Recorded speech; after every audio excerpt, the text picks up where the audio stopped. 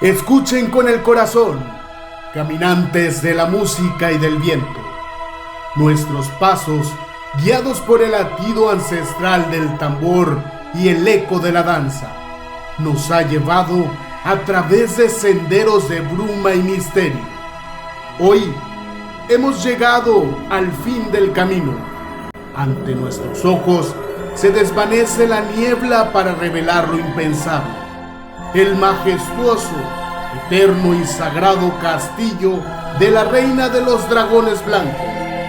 En este rincón donde la magia se vuelve carne y el mito se hace danza. Las almas de cristal custodian el trono. Los dragones de nieve y luz alzan sus alas.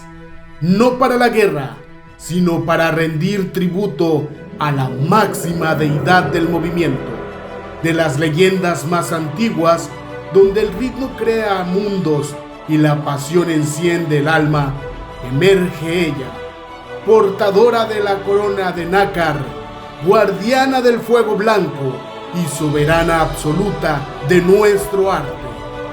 Con el orgullo de toda una estirpe que baila con el corazón, recibamos con honores a la luz que guía nuestra academia, Stage Dance. Ante ustedes, recibamos a nuestra soberana del reino de los dragones, Melanie I.